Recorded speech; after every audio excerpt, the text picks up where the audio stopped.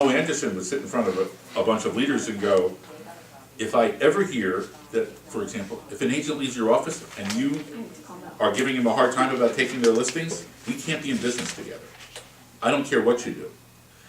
If you do not honor a referral from an agent, who's going to give him a referral? Right. Oh, and I know a team leader who's done that, and now they're not going to end up being a team leader because his reputation is ruined. Absolutely. Would you give him another referral if he took the person that you referred him and put him in his downline? I would never even imagine that happening in this office because of the way we operate. I would never even imagine somebody doing it or wanting it to be done. Now, not everybody names the person, but the reason that you get to name your sponsor is the thing that keeps the profit share system, that's the whole integrity of the profit share system works. But you can't just name your sponsor randomly. It should be the person who referred you. I mean, it should. Well, it should be, and if you read the binding sponsorship agreement, it says that it's nothing to do with the promise to be on a team. Somebody at an ALC meeting yesterday said, oh, you should go to your sponsor for help if you need help in real estate. And I go, that's not really what it's about. Right. You should go to your team there are leader. plenty of people who will help you if you have a question about selling real estate. But his integrity is ruined if you were to take somebody. Of course. So, and if the culture in the office is the way it's supposed to be, people will help each other. The thing that blew me away when we just ended up purchasing a market center, and understand, we could look at the numbers and say, well, that's a good business, we have the money, we would pay that much money for it. The part that we didn't really understand, because when you're doing that, you have to keep confidential, we couldn't go in and talk to the agents, which was the only thing I wanted to do, was talk to people, is that the culture in the office was unbelievable. And it wasn't because of the person who was running it, because in a lot of ways they were out of culture. But the agents in the office were so hell-bent on helping each other. I'm just amazed at the inter-office emails. I mean, there's these discussions. How many people do you have at your open house? And 20 people are discussing, why do we have more people than others? Who can help me with this? I need somebody who can do this. I need an agent in Delaware, whatever. But the culture was so strong in the office, that was the key that made us know that it was a home run, and that it was going to grow. I mean, I'm only here for almost 3 years, and I have never, since the minute I walked into this door, asked anyone, these people in this office and other people, if you have a minute, I have a question, or I haven't gotten just full and over and above response. Have you attracted anybody to Keller Williams? I have 3 people in my gallery. Okay. But I mean, everybody. If I have a question, you're busy, when you have a minute, and they always find the time to explain it and further. See, I believe and it's amazing. I believe that part of the culture actually makes us all better. Oh, absolutely. Because when we work in that environment, I believe I'm a better agent because of that. Absolutely. Because of the other people. I'm going, these other people are the reason, are the ones who sold the real estate. When you actually look at it, I can go, my profit share is on like $300 million worth of production in a month, and it's just the tiniest little piece. I mean, it's 25 cents. Right. And nobody has analyzed this more than I have. This was the most important thing, until I became an OP, this was the most important thing. I studied it, I calculated it. I know what, I actually re-break down my entire profit share by market center. Right. And people are like hell-bent on ownership. For some agents, that's like the most important thing. I'm going to do this, I'm important, I should have ownership in the office. There's an office that I made $85,000 from, I have no ownership in it. I'd rather have my position than own 5% of that company. And it comes entirely just because of the agents in the office and the unbelievable things that they do. I mean, I wish I could write 1,600 thank you notes. Thank you guys, this is like the most unbelievable thing. But sometimes it is literally just pennies. But it is that combined that binds us all together. That's what makes the system work. And I think this was the greatest idea. Ever. Who's number 2 company now? I mean, who's number 2 to this? I don't think there is no number 2. Yeah, number 2, the gap is widening at such an exponential Yeah, you're right. rate. And it's Since I only was here, because our office meeting numbers, like our ledgers, that I keep them, and I was looking back at them when the last one came in, and it was always such a gap, and now it was always such a small gap. Like such a who's better who, and now it's just so... What are these other agents not seeing? I don't Why know. are they not standing in line to come here? Right, it's There's skyrocketing. still agents that think we're like the pyramid scheme. They do. They definitely They do, do. because I've heard it at open houses. Oh, There's you so work much for this. misconception out there about our company. It's that idea that I'm gonna take money from, I brought you in, so I'm taking money, but I'm not taking it from you, the company's giving it to me from that. Oh, no, I was It's a shocked the first hard- time somebody was going like, you're having this discussion with me so you can make money. Right, that's exactly where my But brain it's went. amazing that you think that way. How do I like, Yes. okay, how do I help somebody get over that? I sat with Dan, this is exactly where I went. When he was done with the culture, and he was done with the split, and he went to profit share, he looked at me and he said, I know exactly what's going on in your mind. I said, But I'm that not is, taking money that is from actually, anyone. that is actually rarer than you think. Most people do not think about it that way at all. Correct. The day that $900 shows up in their bank account, they're going, how did that happen? That's pretty cool. I mean, and I know our regional director used to, his favorite story was like somebody who was struggling and the agent was about to go under and he woke up and there was $900 in his Right. bank account and that changed his life. It just doesn't get set up that way to. It is be the able to weirdest cut. thing, But though, that's the the thing, 100 here, that is so the, if there is any lesson you could learn, it's figuring out how to communicate that one thing. And you need to do that on a personal level, because if you're an honest person. So when you talk to somebody, when you can muster up that feeling, it's like with a buyer. Oh, logically, I wanna spend $400,000, I need a 3-bedroom house, I want a townhouse or I want a single. Those are all facts. But they walk into a house and they love it, that's emotion. So you know how to, as an agent, how to play on that. You know that it's the right house for them. It's the same thing that you're trying to do with another agent, is to get in touch on that emotional level, Great point.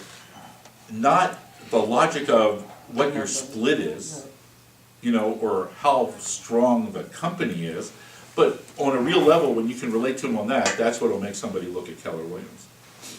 What other questions do you guys have? I know we're, good, Matt? Just gonna follow up to the other question I'm talking about.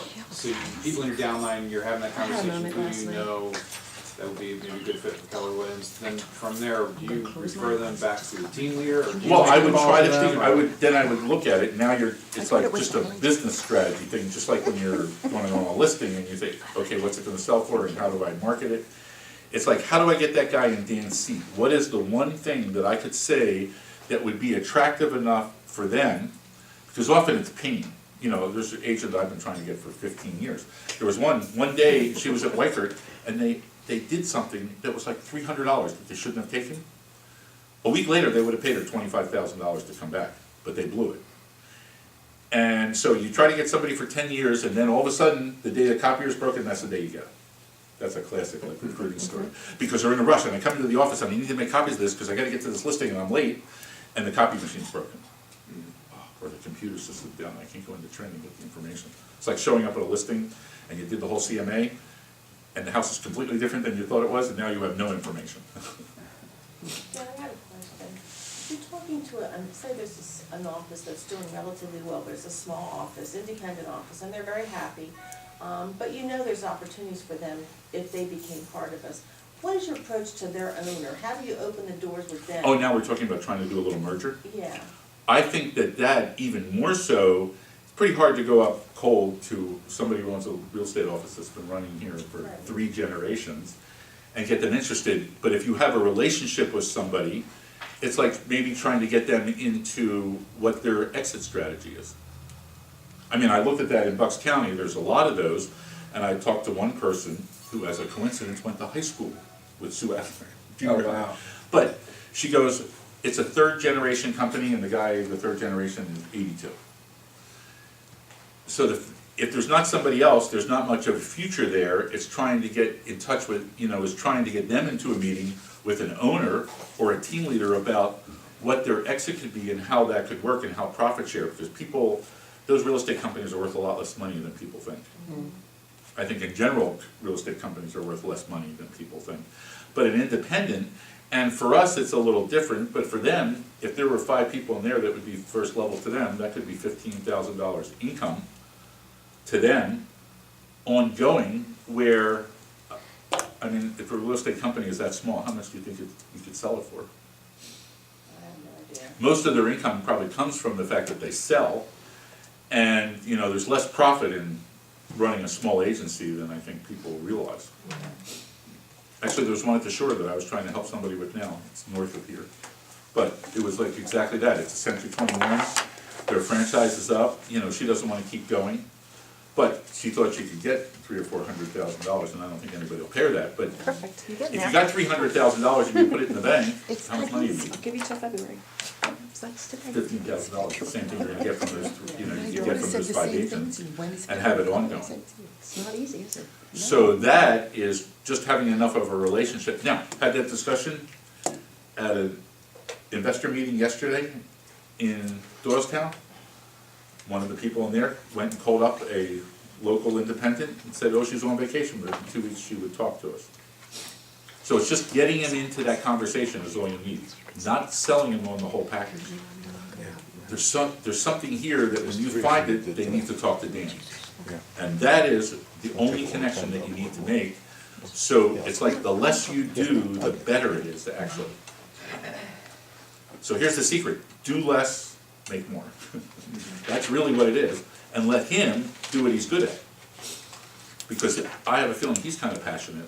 People will believe that he will, it's like, do you think I believe this?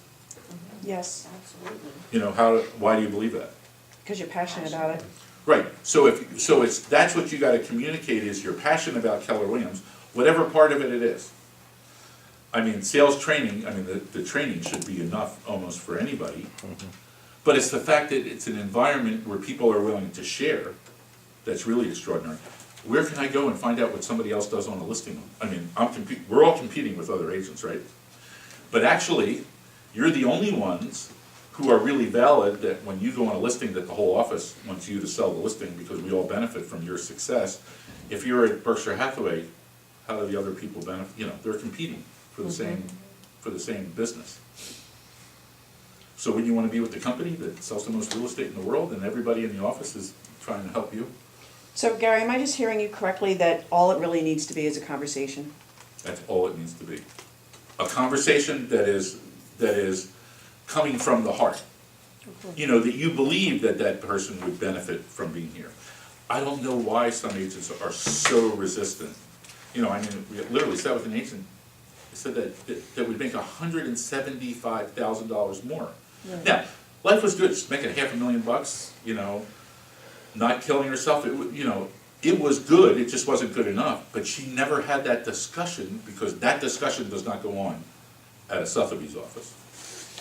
You know, they've got the snob appeal and the marketing, and that's what she was, Oh, boy, do they. Yes, they do. So I think that part of the reason, from my experience of dealing with some agents and having a conversation is, some of them are comfortable where they are. They don't want to be stretched. And I think other ones just have fear, are afraid of change. right, just like our clients. Do you have anybody who moves because they like taking everything they own, putting it in boxes, putting it on the truck and taking it somewhere? They don't do it. They move because they like the result of being in this new house, and they're willing to take the pain to do it, or they're rich enough to pay somebody to do it. So how do we take the fear out? Is by looking somebody in the eye and just trying to get them to find out the thing that he could have a conversation with them about. Whatever that is. If it's an older agent, what's their exit strategy? What do we do as realtors as we get older? Now, when I was really young, somebody said, one of my mentors said when I was in my 20s, always listen to gray hair. I had to wait a while to get that somebody would actually listen to me. But so what's the strategy? Because I know a lot of agents and I think you're just gonna sell houses till you have a heart attack? Because they don't have the money to retire. It's They like, didn't save, hmm? and they probably didn't save or put money into it, that's what we see too. Right, so, or, you know, it's like life is a struggle, it's like you're sending kids to college, you're a realtor, you gotta make a lot, you know, it's a lot to do. So how do you get ahead of that? And if they don't have an exit strategy, to me, I've been thinking a long time about how to try to hook agents up with somebody younger. Somebody said if you weren't gonna take your team to the 7th level, which I was not going to do, because I wasn't coached.